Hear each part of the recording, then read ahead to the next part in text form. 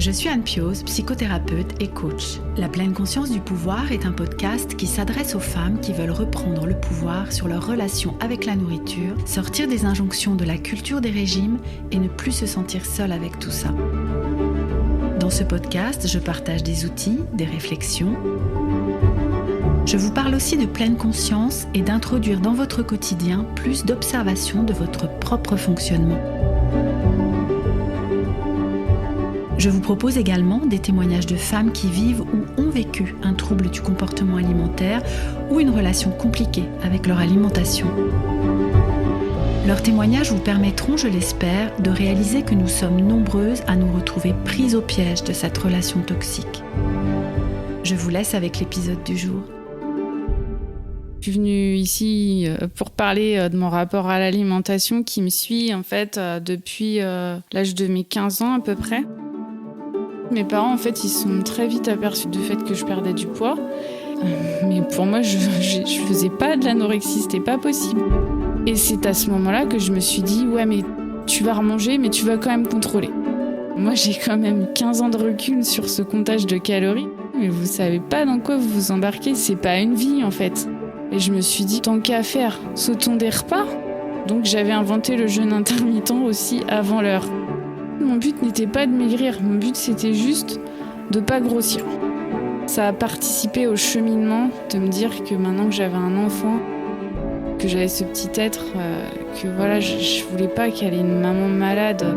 C'est là que j'ai accepté de me dire que je m'en sortirais pas seule en fait. La société changera pas du jour au lendemain, mais voilà, on peut, petite brique par petite brique, essayer de véhiculer des messages. Bienvenue dans l'épisode 32 du podcast La pleine conscience du pouvoir. Aujourd'hui, vous allez découvrir le parcours de Caroline. Grâce à son témoignage, vous allez réaliser que l'on peut souffrir d'anorexie sans pour autant être dans un sous-poids alertant. Pour Caroline, tout a commencé à l'âge de 15 ans lorsqu'elle a souhaité perdre 2-3 kilos pour mieux s'intégrer aux jeunes de son âge. Recevant des commentaires positifs sur son apparence, elle s'est sentie valorisée et s'est dit qu'elle ne devait surtout pas reprendre le poids perdu. Sauf que son poids a continué à chuter. Ses parents s'en sont vite rendus compte et l'ont emmenée consulter un spécialiste qui a diagnostiqué l'anorexie et lui a demandé de reprendre un peu de poids pour ne pas être hospitalisée. Caroline a alors décidé de contrôler les choses en reprenant les kilos demandés, puis en stabilisant son poids grâce au comptage de calories. Pour elle, tout allait bien, tout était sous contrôle. Et cela a duré plus de 10 ans jusqu'à la naissance de sa première fille. Je vous laisse découvrir la suite ainsi que le parcours de guérison de Caroline et l'histoire de son compte Instagram Appétit Libre. Bonjour Caroline, je suis vraiment ravie de te recevoir dans ce nouvel épisode du podcast La pleine conscience du pouvoir et je suis aussi ravie que tu m'accueilles chez toi, je te remercie vraiment. Je suis arrivée avec mon fourbi comme je t'ai dit, et, mes micros, mon sac à dos et nous nous sommes installés là tranquillement pour échanger ensemble, donc vraiment merci de m'ouvrir ta porte et de m'accueillir dans ton chez toi pour que nous puissions avoir cet entretien et que tu nous apportes ton témoignage.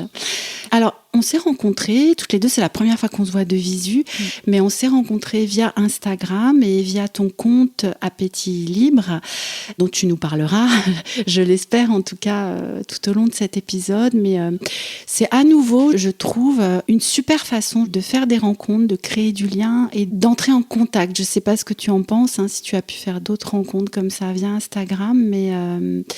je suis toujours assez émerveillée de ça, en tout cas moi. Est-ce que tu veux bien te présenter à nous, Caroline ? Oui, donc déjà merci Anne d'avoir fait le déplacement jusqu'à chez moi. Donc je m'appelle Caroline, j'ai 35 ans et j'habite à Paris.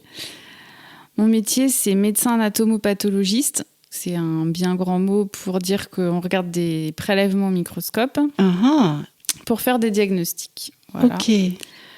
Et donc, je suis venue ici pour parler de mon rapport à l'alimentation qui me suit en fait depuis l'âge de mes 15 ans à peu près. Enfin, c'est l'âge où j'ai commencé à vouloir contrôler ce que je mangeais dans le but en fait de perdre un peu de poids. Oui, voilà. Oui. Du coup, ça a commencé comme ça, à 15 ans. Tu as souvenir de comment ça s'était construit, cette envie de perdre du poids à 15 ans ? En fait, c'est assez flou, mais ce que je me rappelle, c'est que je voulais plaire à un garçon. Oui. Et en fait, ce qui s'est passé, c'est qu'il est parti dans un autre lycée. Et à ce moment-là, je sais pas pourquoi, j'ai décidé que sûrement il fallait que je perde 2-3 kilos, quoi. C'était pas... Je savais que j'avais pas grand-chose à perdre, ça allait être rapidement réglé et on n'allait plus en parler, quoi. Et pourtant, ce garçon-là était sorti de ma vie à ce moment-là. Oui. Donc, je pense que ça m'a fait beaucoup de peine, en fait. Alors qu'il s'est rien passé, en fait. Ça a juste été comme ça, un garçon qui me plaisait. On n'a jamais élaboré de relation ou rien. Oui. Et c'est comme ça que je me suis dit, ça me permettrait peut-être d'être plus séduisante ou plus intégrée aux autres. Voilà.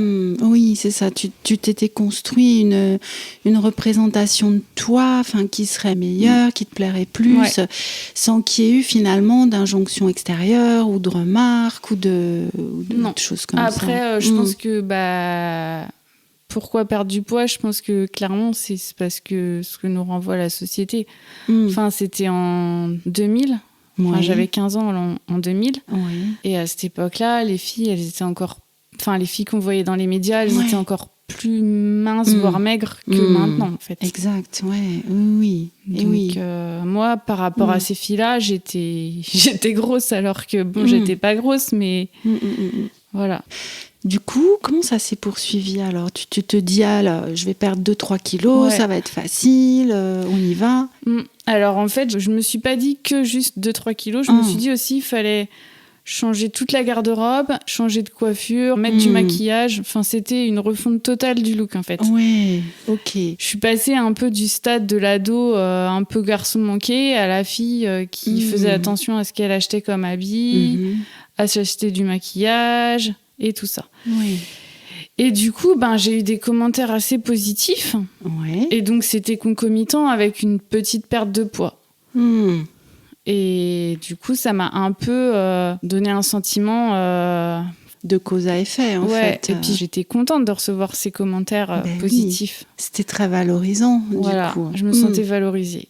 Et du coup, une fois que j'ai atteint cet objectif de perte de 2-3 kilos, là, je me suis sentie déstabilisée, en fait. Je me suis dit, quand même, t'as quand même changé ton alimentation. Comment tu vas faire maintenant ? Parce que si tu reviens comme avant, tu vas revenir au poids que t'étais avant. Eh oui. Donc je me suis dit, va falloir faire attention tout le temps, quoi. C'est ça, tu te retrouvais coincée, en fait. Ouais, j'étais coincée. Et du coup, j'ai continué à contrôler mon alimentation, mais ça a dérapé parce que, en fait, je continue à perdre du poids. Je savais plus comment manger, en fait. Parce que d'un certain côté, c'est hyper dur de stabiliser un poids quand c'est pas le sien. Et oui. Parce qu'avec le recul, tu peux te dire qu'il était déjà en dessous, en fait, de ton poids de forme. Ouais, j'avais suffisamment contrôlé mon alimentation pour être en dessous de mon poids de forme. Et donc, forcément, si tu voulais y rester, il fallait rester dans ce contrôle. Mais en restant dans ce contrôle, tu perdais encore plus de poids. Et voilà, c'était une spirale. Et puis, je pense qu'en fait, ça a commencé aussi parce que j'ai pris un peu de poids subitement, en fait. Comme à 15 ans, souvent, ça peut arriver. Oui.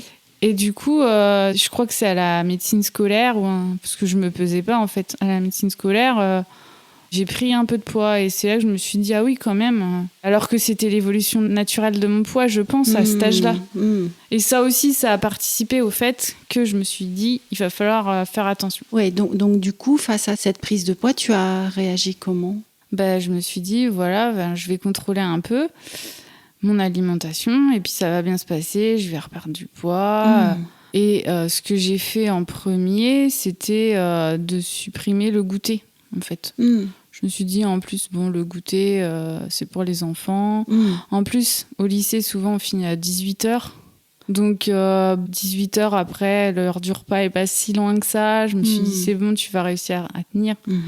Et c'est comme ça que ça a commencé. J'ai demandé à ma mère d'aller à la cantine, alors que j'avais strictement pas envie d'aller à la cantine. Mais c'était pour cacher à mes parents que j'allais me mettre à manger moi. C'est ça. Et du coup, c'était caché parce que mes parents s'en rendaient pas compte. Parce que le goûter, ils sont pas forcément à côté de moi. Le matin, le soir, je mangeais comme avant et j'ai juste diminué ce que je mangeais à la cantine. Je faisais super gaffe. Je finissais pas mon plateau, alors que j'aurais voulu le finir, quoi. Et le goûter, j'en prenais plus. Donc voilà, ça m'a suffi à perdre mes kilos, mes 2-3 kilos. Les fameux. Ouais. Et donc, ce que tu disais juste avant, c'est que voilà, il y a une sorte de spirale qui s'est installée. Il faut que je continue à contrôler, sinon je vais reprendre. Et donc, je continue à perdre. Qu'est-ce qui s'est passé ensuite ? Mes parents, en fait, ils sont très vite aperçus du fait que je perdais du poids. Parce qu'en fait, ils avaient l'expérience de ma sœur qui a fait de l'anorexie aussi. Et elle, s'est descendue. Elle a carrément arrêté de manger total, quoi. Et elle a perdu beaucoup de poids. Elle s'est retrouvée à l'hôpital avec une sonde. Et moi, j'avais déjà vu tout ça. Mais pour moi, c'était pas ça que je faisais. Moi, c'était juste un régime. Voilà. En plus, il y avait les magazines féminins de ma mère à la maison. Donc, je voyais bien les Weight Watchers, tout ça. Je voyais qu'il y avait des aliments qu'on pouvait bien consommer à volonté. Les autres, il fallait pas trop faire. On pouvait, mais il fallait faire attention. C'est ça. Et donc, mes parents, ils m'ont dit, on va t'emmener... Caroline, tu fais de l'anorexie, on va t'emmener voir le médecin qui a suivi ta sœur. Mais pour moi, je faisais pas de l'anorexie, c'était pas possible. Ben non. Et puis lui, il m'a confirmé que c'était de l'anorexie. Et il m'a dit, alors que mon poids était pas encore trop critique, il m'a dit, si tu prends pas 3 kilos ou un truc pas grand-chose, quoi, on va t'hospitaliser. Et ça m'a... En fait, j'avais vu ma sœur avec une sonde et ma sœur, elle est restée des mois à l'hôpital et elle avait ni téléphone, ni visite. J'ai vu l'enfer que c'était. J'ai été privée de ma sœur pendant presque 1 an. Et j'ai vu l'enfer que c'était. Et en fait, j'ai remangé de mon plein gré, je me suis forcée. Et c'est à ce moment-là que je me suis dit, ouais, mais tu vas remanger, mais tu vas quand même contrôler. Et donc là, j'ai commencé à compter les points Weight Watcher en me disant, c'est bien, comme ça, je vais savoir que je mange suffisamment, mais pas trop. C'est ça. Et puis après, je suis passée des points aux calories parce que c'était quand même plus précis. Et puis je me suis dit, si tu te mets la barre à 1900-2000 calories, c'est parfait. C'est une alimentation pour une femme adulte. Et comme ça, du coup, ça sera bien. Donc j'ai repris ces 3 kilos qu'on me demandait. Et puis, j'ai réussi à peu près à les stabiliser. Et après, du coup, tout le monde m'a laissé tranquille. Et j'ai eu quand même un petit suivi avec une psy à laquelle je romançais un peu la situation parce que dans ma tête, pour moi, tout allait bien. En fait, je me disais, c'est chouette, je compte mes calories, tout est sous contrôle. C'est ça. Et en fait, je me disais, mais c'est chouette, je vais faire ça toute ma vie, quoi. Enfin, pour moi, c'était normal. Oui, c'était devenu ton mode de vie, en fait. Et en fait, c'est le mode de vie qui actuellement est prôné par certaines personnes sur Instagram, YouTube ou autre. Et à l'époque, c'était pas du tout. À l'époque, on était dans les régimes purs et durs. Et du coup, maintenant, je me dis, mais moi, j'ai quand même 15 ans de recul sur ce comptage de calories, mais vous savez pas dans quoi vous vous embarquez. C'est pas une vie, en fait. Non, sauf qu'à ce moment-là, tu t'es dit, voilà, j'ai trouvé la solution finalement à mon problème. Il y aurait eu Instagram, j'aurais pu créer un compte, compter les calories avec moi. Oui, c'est ça, tout ensemble. J'aurais pu créer un compte, ça aurait pas été appétitsime, mais bon, à l'époque, il n'y avait pas. Oui, c'est ça, la question se posait pas. Et du coup, et ce que tu dis, c'est que tout le monde te fichait la paix, du coup, puisque c'était redevenu normal. Puis j'arrivais à avoir une vie sociale correcte, j'arrivais de temps en temps à sortir au resto, à aller manger chez des gens. Oui, j'ai l'impression, quand je t'entends, que ça te semblait facile, en fait. Oui, ça allait, c'était sous contrôle, quoi. C'est ça. Qu'est-ce qui s'est passé après? Ce qui s'est passé parce après, que tout allait bien. C'est que dans la vie, il nous arrive des tas de trucs. J'ai eu une relation avec un garçon assez longtemps. Et en fait, il me disait tout le temps que je mangeais trop. Et bon, voilà, il me faisait des remarques de ce style-là. Mais bon, lui, il était un peu accro à l'alcool et ça se passait pas très bien. Enfin, ça m'a fait beaucoup souffrir.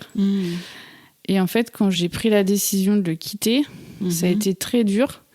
Là, je me suis un peu replongée plus drastiquement dans le contrôle obsessionnel, là, vraiment des calories. Et c'est arrivé à un point où j'étais plus dans le contrôle des calories à peu près. C'était que là, j'ai commencé à contrôler au gramme près et que même les ingrédients où je ne connaissais pas les calories, je ne pouvais pas les manger, en fait. Donc après, ça m'a complètement fermé la porte de tout ce qui était sorti au resto. il fallait que j'ai ma balance de cuisine en permanence avec moi parce que je recontrôlais les portions sur ma balance pour être sûre d'avoir le juste nombre. Alors qu'avant, je faisais du à peu près.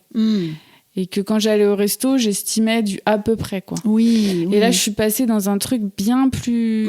Voilà. Tout ça en faisant mes études de médecine. Et en fait, pendant mes études de médecine, j'ai été amenée aussi à faire des stages où des fois, on n'avait pas le temps de manger. Et du coup, je me suis rendu compte que je pouvais sauter des repas et que ça allait, en fait. Et que même, ça me donnait de l'énergie. Et je me suis dit, ouais, en fait, tant qu'à faire, sautons des repas. Et oui, c'est encore plus simple, entre guillemets, quoi. Et après, je me suis dit, mais quand même, parce que j'avais quand même cette... J'étais quand même en médecine. Je me suis dit, mais c'est quand même important de manger, quoi. Ça, j'avais toujours cette notion qu'il fallait quand même pas déconner. Et je me suis dit, ça sera bien, comme ça, tu pourras manger un plus gros repas en une seule prise. En gros, te faire une espèce de pseudo-crise, un peu contrôlée quand tu veux, puisque le reste du temps, tu fais ton jeûne. Donc, j'avais inventé le jeûne intermittent aussi avant l'heure. Et oui, c'est ça. Et c'est comme ça que ça a dérapé et où je me suis retrouvée dans un truc où il y avait non seulement la restriction calorique, mais après la restriction horaire. Où je m'étais dit, en fait, plus tu arrives à en faire encaisser à ton corps, tu te dis, tu l'as fait une fois, tu peux le faire 2 fois et tu peux même sauter 2 repas de suite. Et c'est comme ça qu'après, je me suis retrouvée à faire plus qu'un seul repas par jour et à manger 2000 calories en un seul repas par jour. Tu définis ça un peu comme une crise préméditée ou une crise encadrée, finalement, c'est ça En fait, je dépassais pas, donc il n'y avait pas de perte de contrôle. Donc pour moi, j'étais pas boulimique. Donc c'était juste un truc, un espèce de cheat meal organisé. Et en même temps, je me disais, je me culpabilisais pas parce qu'en fait, je me disais, c'est normal parce que t'as pas mangé de la journée, donc tu rattrapes. Mais oui, et puis ça restait dans les clous, en fait. Et en fait, mon but n'était pas de maigrir, mon but c'était juste de pas grossir. Ça, j'avais peur de grossir. Il fallait pas que mon poids... Enfin, je me pesais tous les jours, mais je me faisais violence pour me peser qu'une fois par jour. Parce que je savais que si je commençais à me peser 10 fois, ça allait être... Parce que j'ai une tendance à faire des tocs aussi. Je savais que la balance pouvait devenir un toc. Donc, je me suis dit, et vite.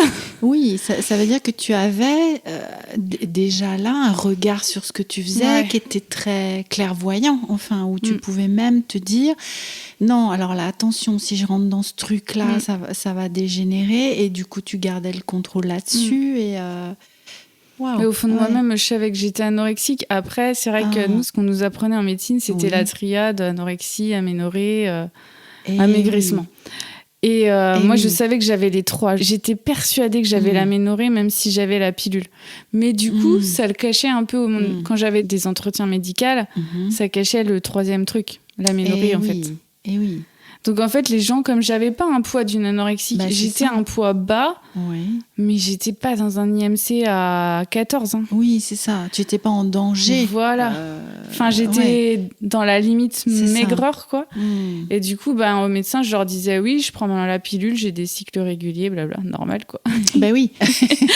Et du coup, on me dit, ah oui, vous avez toujours eu une constitution assez fine. Je disais oui, et puis voilà.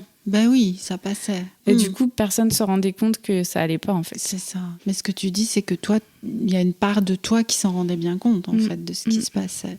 Et ça, c'était... tu avais quel âge? Donc, c'était encore pendant tes études, cette période-là? C'était toute ma vingtaine. Enfin, en fait, ça a été crescendo de 20 à 30 ans. Ok. En fait, de 20 à 30 ans, quand j'avais 20 ans, je faisais du comptage de calories à peu près au... Oui, à la louche, à quoi, la louche, comme tu disais. Et puis après, ça a dérivé vers le contrôle strict avec la balance de cuisine. Et puis après, ça a dérivé vers le jeûne, sauter des repas, faire un seul repas énorme. Ou des fois, j'avais mal au ventre, parce que des fois, 2000 calories, ça fait mal au ventre. Ça fait beaucoup. Oui, en une fois, j'ai du mal à me rendre compte. Mais ça dépend ce qu'on mange, mais... Exact. Et ça veut dire que c'était des calories, mais quand même en choisissant le type d'aliment. Est-ce qu'il y avait ce contrôle-là aussi, du coup? Pas trop, en fait. Pas trop, Ouais, ça, je me suis dit, comme on dit maintenant dans le monde du fitness, c'est important de se faire plaisir. Oui. C'est important. C'est important. Donc, je m'achetais des gâteaux industriels Je m'achetais des plats surgelés. En plus, il y a les calories écrites dessus. Donc ça va, c'est sous facile. Par contre, ce qui m'a ruiné, c'est ma vie sociale, en fait. Parce qu'à chaque fois qu'il y avait des moments, souvent, on sort avec les gens, c'est pour boire un verre, manger un truc. Et ben ça, j'y mettais de côté. En fait, c'est ça qui me faisait souffrir. C'est pas tellement l'alimentation, parce qu'en fait, l'alimentation... Enfin, si, des fois, j'avais envie de me faire un resto, moi toute seule.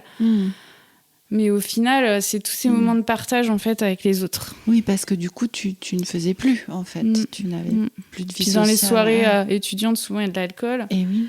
L'alcool, ça fait tout de suite monter ton quota calorique. Du coup, tu peux plus rien manger après. C'est ça. Donc, c'est ça qui m'a fait souffrir, en fait. C'est ça qui m'a fait dire que j'en avais marre, en fait. C'est ça qui a été un déclencheur pour commencer à vouloir sortir de tout ça. Ouais. Après, ça n'a pas suffi. Hein. Parce que je m'étais trop isolée, en fait. Oui, parce que si je comprends bien, ça a été crescendo et ça a duré 10 ans, en fait, tout ça. Alors, en fait, j'arrivais à conserver des petits liens sociaux, mais j'essayais d'éviter... J'essayais d'inviter les gens où que ça se passe pas. On va au musée, on va au ciné, mais on va pas au resto, quoi. C'est ça. Ni au café. Ouais. Je suis avec les 10 ans, quoi. Je sais pas maintenant avec le recul si ça te paraît long, pas long, enfin j'en sais rien, comment toi tu le vois, mais moi je me dis 10 ans à contrôler, à calculer. Avant, quoi. Et ça avait commencé avant. Et puis ça s'est pas fini quand j'ai eu 30 ans. Non. En fait, ce qui s'est passé, c'est qu'à 30 ans, on a voulu avoir un enfant avec mon mari. Oui. Et j'ai arrêté la pilule et comme je m'y attendais, je n'ai pas eu ma réaction.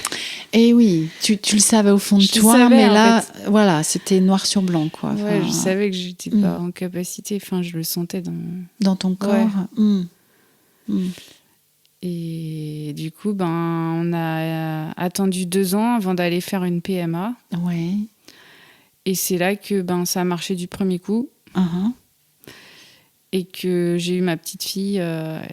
Et ça a participé au cheminement, en fait, de me dire que maintenant que j'avais un enfant, que j'avais ce petit être, que voilà, je voulais pas qu'elle ait une maman malade. Je voulais pas ça, quoi. Oui. Et c'est là que il y a eu plusieurs choses. Hein. Ça n'a pas été un déclic comme ça. Le jour de l'accouchement, je me suis dit ça y est, c'est fini.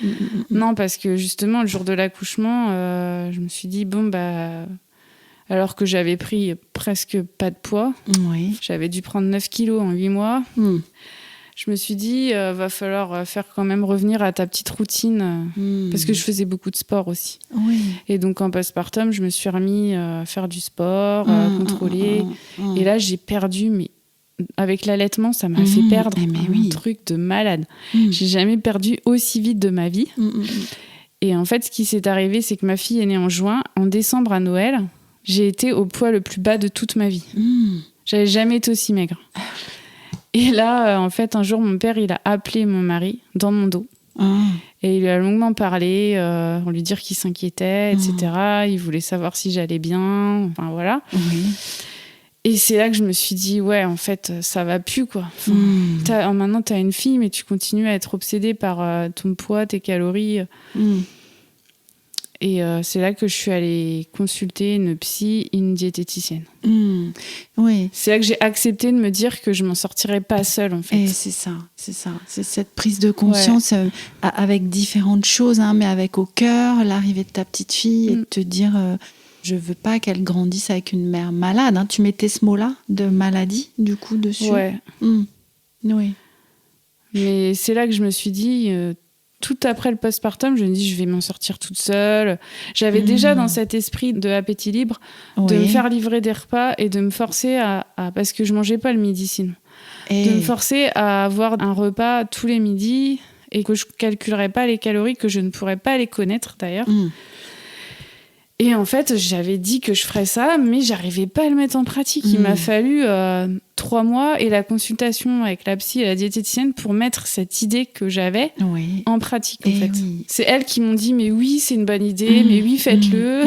Oui, qui t'ont encouragé vraiment à y aller, quoi, hein, parce que l'idée qui était une super idée, hein, effectivement. Quand on peut se le permettre, oui. C'est sûr que c'est. Maintenant, je me dis a posteriori, j'ai une chance inouïe de pouvoir me payer ce que je veux, d'être pas à l'euro près pour manger, quoi. Ouais, il y a eu vraiment, je reste avec cette prise de conscience qui a pris le temps. Tiens, d'ailleurs, comment tu avais vécu ta grossesse ? Je reviens un petit peu en arrière, mais parce que, tu sais, ça me rappelle, parce que vous êtes plusieurs, en fait, à être venus témoigner et à parler d'un déclic autour de la naissance des enfants, en fait. Il y a vraiment quelque chose, Colette, dans l'épisode, je crois que c'était l'épisode 2, on témoignait, il me semble qu'Émilie en témoignait aussi, il y a, et je crois pas qu'elle, donc il y a vraiment quelque chose qui se passe à ce moment-là, d'une prise de conscience. Mais avant ça, il y a la grossesse. Et du coup, comment tu l'avais vécu, toi, cette grossesse ? Donc, tu avais pris le minimum de poids, en fait, parce que tu continuais je continuais à contrôler, ouais. Et du coup, je crois que j'avais même pas augmenté. Peut-être que j'avais augmenté 100 ou 200 calories, ce que je m'étais dit quand même. Il y a un bébé quand même. Oui. Et ma grossesse s'est à peu près bien passée. J'ai bien vécu, en fait, le fait que mon ventre s'arrondisse. Oui. Parce que ça, il faut savoir que j'ai un complexe sur mon ventre. Ok. Ça aussi, ça a participé au déclenchement de ma maladie parce que je le trouvais toujours trop rond. Trop gros. Ouais. Et en fait, là, je me suis dit, c'est le seul moment dans ta vie où tu peux t'en foutre de ton ventre. Oui. T'attends que ça qu'il soit gros pour qu'on te laisse la place dans les transports en commun. Exact. Et passer la première dans les supermarchés, ça c'est... Et c'est vrai que j'ai super bien vécu le fait d'avoir un gros ventre. Ouais. Je trouvais ça sympa. Et niveau alimentation, par contre... j'arrivais pas à lâcher le contrôle. Et en fait, j'ai continué à faire de la course à pied. C'était mon sport de prédilection jusqu'aux 5 mois de grossesse. Et là, un matin, je me suis réveillée avec une énième fracture de fatigue. Et comme en fait, dû à mon aménorrhée, j'avais développé une ostéoporose. En fait, je me faisais des fractures sans traumatisme. Et là, en fait, on m'a dit, oui, en plus, vous êtes enceinte. Votre bébé, en fait, il puise dans vos os pour avoir son calcium. Lui, il en a rien à faire. Hein. Si vous mangez pas assez, c'est pas grave. Il va puiser dans vos réserves. Exact. Donc en fait, c'est là que je me suis rendu compte, à vouloir contrôler ton alimentation pour pas prendre de poids, en fait, tu détruis encore plus ton corps parce que ton bébé, il utilise toutes tes réserves qui sont déjà très maigres. Très basses, ouais. Et du coup, j'ai eu cette grossesse avec 1 mois d'arrêt à cause de la fracture. Ouais. Mais c'est pas ça qui m'a arrêtée. Je me suis mis à faire de la piscine à la place. Heureusement qu'on n'était pas en confinement. Parce que là, je sais pas ce que j'aurais fait. J'aurais pété un câble. Et oui. Donc du coup, je me suis mis à la piscine quasiment tous les jours. Je pouvais pas lâcher ce sport. Ben non. Ouais. Oui, donc c'était à 2 niveaux. Tu contrôlais ce qui rentrait, tu contrôlais ce qui sortait, en fait. Hein. C'est ça. Donc, la naissance de ta fille... L'allaitement, tu perds beaucoup de poids, il y a la sonnette d'alarme, et là, voilà, tu commences à mettre en place des solutions, des aides, du soutien pour t'en sortir. Donc, ça, c'était il y a combien de temps ? Alors, j'ai commencé un peu en septembre 2018. Oui. Mais quand j'ai rencontré ma diète... Là, ça a été le début de cette aventure-là, en fait. Ouais. Tu veux nous en parler un peu de ce processus-là, jusqu'à aujourd'hui ? C'est long, hein. Je pense que quand on a vécu plus de 15 ans là-dedans, on ne s'en sort pas du jour au lendemain. Non. Et donc, j'avais commencé par faire des séances d'hypnose. Oui. C'était bien, mais en fait, ce que je trouvais qui n'allait pas, c'est que finalement, je parlais très peu. Je ne disais pas ce que j'avais sur le cœur. C'était juste que j'écoutais la personne, voilà. Donc, ça m'a fait cheminer quand même. Elle m'a fait quand même travailler des trucs.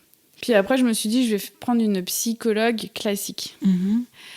Et puis, on a beaucoup parlé de moi, etc.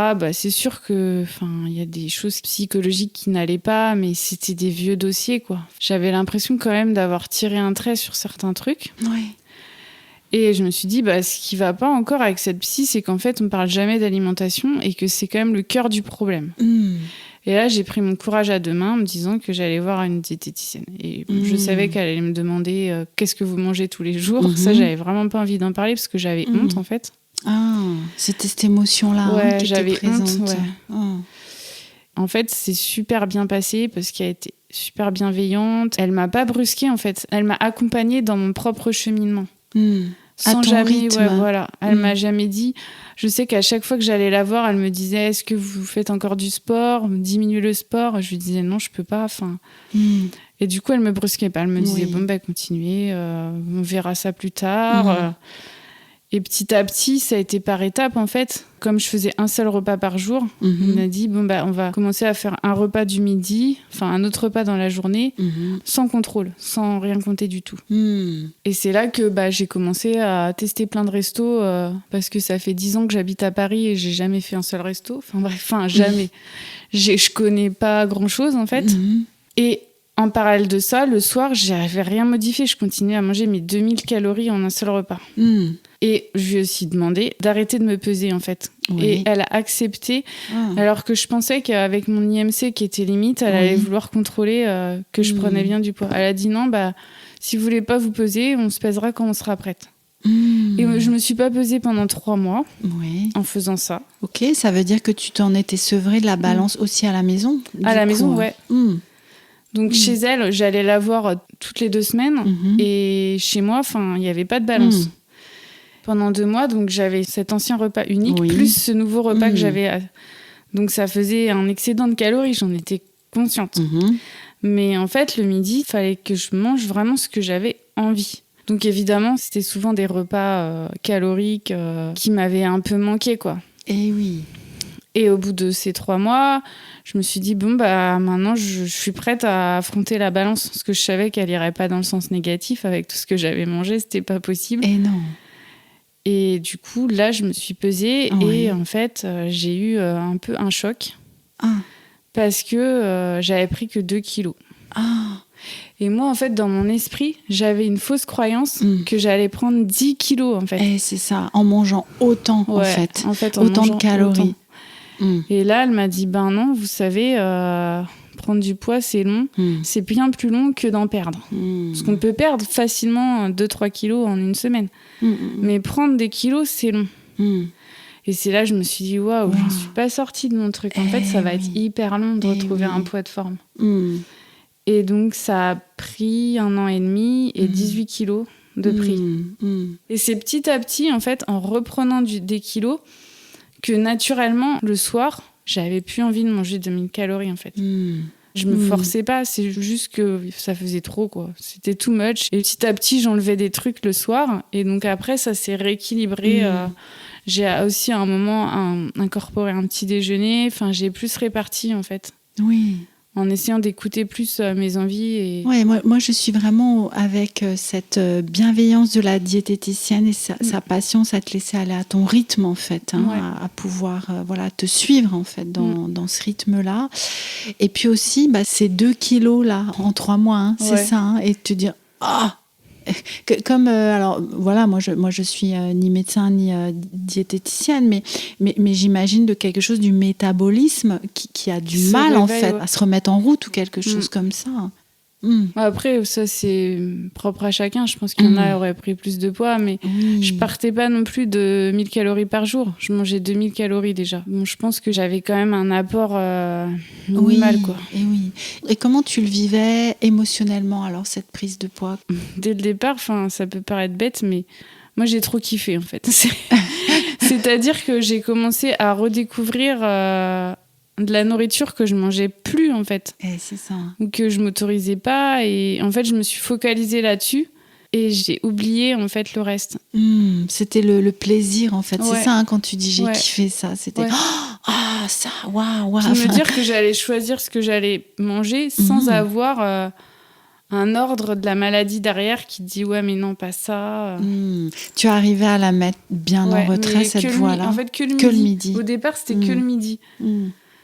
Mais pour moi, c'était une victoire parce que, en fait, je compensais pas le soir. C'est ça. Mais oui, c'est là que ça parle aussi de cette détermination que tu avais, de cette motivation en lien avec ta petite fille qui était là, peut-être avec d'autres facteurs, mais en tout cas. Oui, puis en même temps, ma petite fille grandissait. Oui. On l'éveillait à la vie, etc. Enfin, c'était merveilleux, en fait. Donc, j'avais d'autres trucs à penser que mon corps, en fait. C'est ça. Il y avait quelque chose qui se déplaçait, en fait, le focus. En fait, c'est ça. Puis, je sais pas, de devenir maman, c'est tellement fabuleux de se dire qu'il y a un petit enfant qui t'attend, qui est trop content de te voir. Enfin, ça fait chaud au cœur, quoi. Eh oui. Ce nouveau défi-là, en fait, est venu prendre le pas sur le défi de contrôle du poids de l'alimentation. Et oui, c'est un défi merveilleux. Aujourd'hui, tu attends ton second bébé, une petite fille. Je pense que quand ce podcast va sortir, enfin c'est même sûr, elle sera sans doute parmi nous. Donc, seconde grossesse, comment l'as-tu vécue cette fois, cette grossesse ? Par rapport à la première... ça me fait bizarre parce que lors de la première, j'arrivais à manger 2000 calories en un seul repas. Mais clairement, là, je ne pourrais pas. Il n'y a pas la place. Il n'y a pas la place. Je ne sais pas comment je faisais. Et en fait, je me dis, le corps, en fait, quand il est sous-nourri, il a une capacité d'ingurgiter des trucs. Quand on a la enfin, après, je ne veux pas nier qu'il y a des hyperphagies émotionnelles, etc. Je ne nie pas ça. Mais quand on est dénutri, on a une capacité à mettre une quantité de bouffe énorme dans notre corps, c'est clair. Oui, c'est ça. Et là, le premier trimestre, j'avais quelques nausées, donc j'avais moins envie de manger. Le second trimestre, ça allait à peu près, et puis là, je sens que mon estomac, il est comprimé. Et oui, c'est ça. Et c'est là que je sais que ma guérison est assez fragile, parce que quand j'arrive à me limiter au niveau des quantités, il y a comme un petit truc qui se ravive. Genre, c'est bien, t'as pas trop abusé, quoi. Oui, les pensées qui peuvent se réveiller, là, qui sont pas loin. Se réveiller, elles sont pas loin. En fait, ma guérison, elle est récente. J'avais trouvé mon poids de forme juste avant de tomber enceinte. En septembre-octobre 2020, j'avais seulement stabilisé mon poids sur septembre et octobre. Ok. 2020. Eh oui, c'était tout récent. Oui. C'était la première fois que d'une consultation à l'autre, j'avais le même poids. Oui. Sinon, de janvier 2018 à septembre 2020, mon poids, il n'a fait que augmenter. Même si c'était des augmentations régulières et progressives, il n'a fait que augmenter. C'était la première fois que je le voyais se stabiliser sans modifier mon alimentation. C'est ça. Donc je m'étais dit, c'est une petite victoire, c'est mon poids d'équilibre. Et oui, il arrive enfin.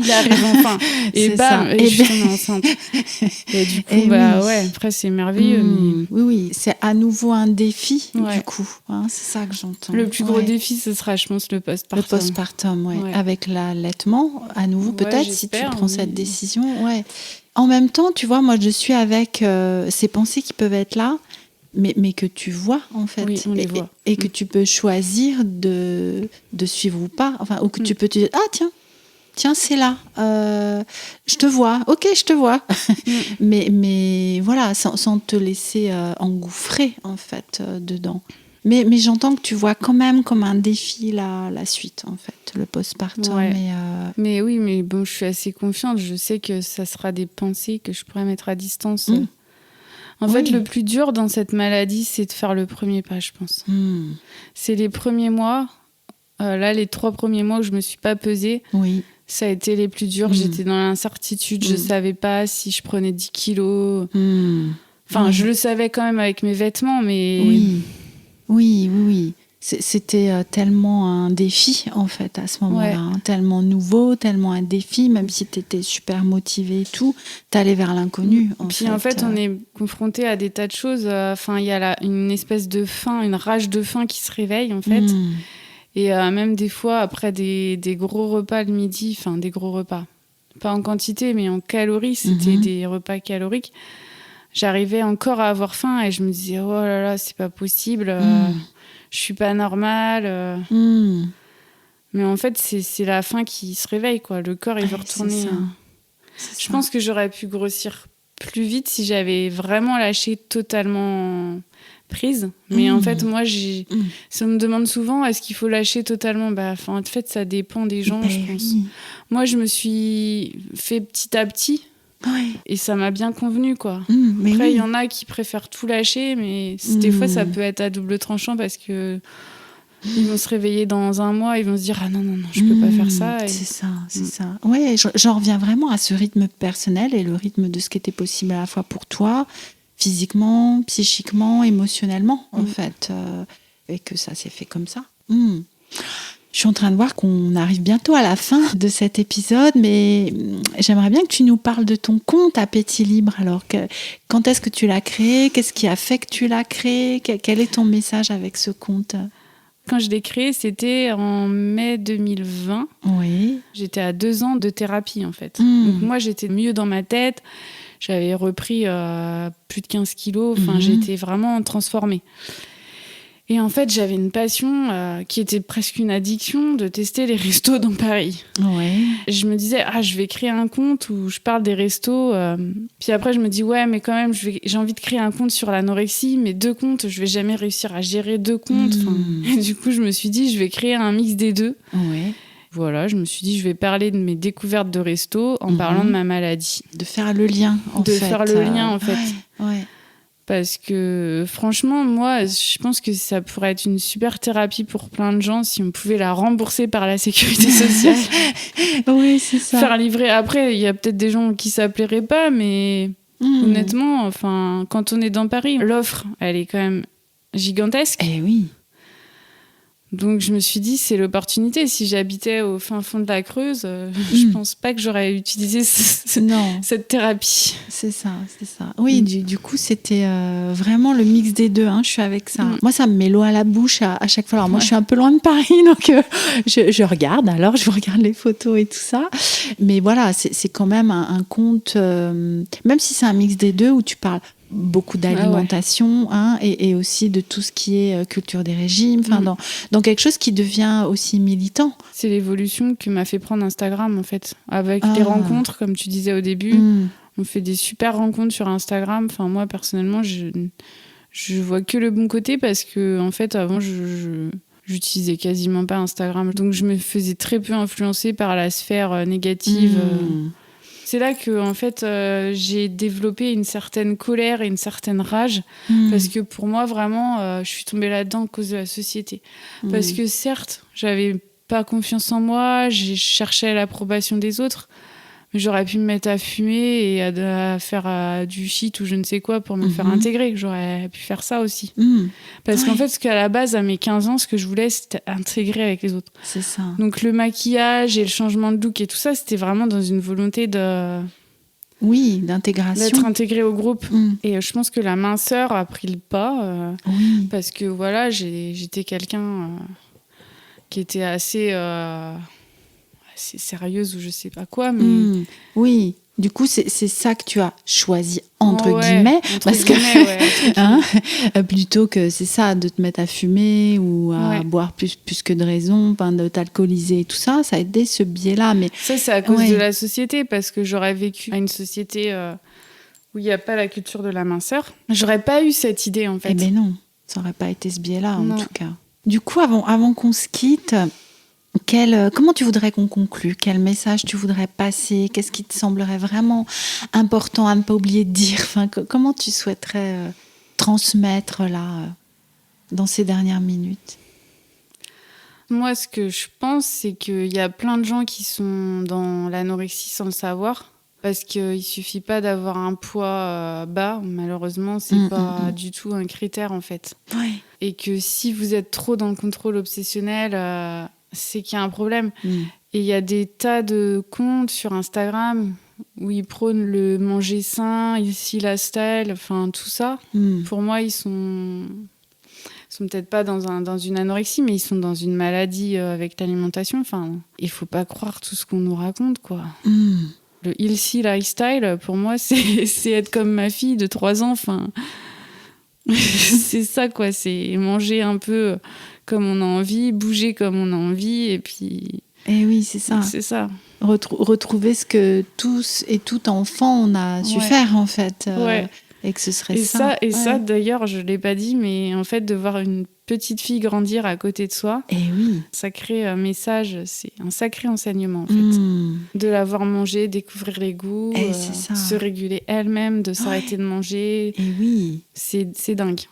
Et d'autant plus que tu es sensibilisée à ça, donc que tu la laisses faire, en fait. Et qu'elle a vraiment cette chance d'avoir une mère et des parents qui sont sensibilisés à ça et qui, du coup, la laisse avoir son propre processus. C'est vrai que là, je me rends compte que dès très jeune, en fait, on peut dérégler. Enfin, elle a des copines de crèche quand on va chez elle. Je vois bien que les parents n'ont pas le même rapport. Ils sont plus dans le truc que tout le monde enseigne. Attention les bonbons, attention le chocolat. Et c'est vite fait, en fait. Qu'un enfant, il associe le chocolat à un aliment... interdit. Ouais. Mais ouais. Donc, quelle chance d'être une petite fille qui grandit dans une famille sensibilisée, en fait, à rester une mangeuse intuitive, régulée. Après, c'est une chance parce que, moi, j'ai été confrontée à ça, mais elle vivra quand même, tant que la société ne changera pas, elle vivra quand même dans cette société parce que moi, mes parents... ils n'ont pas vraiment été sur mon dos.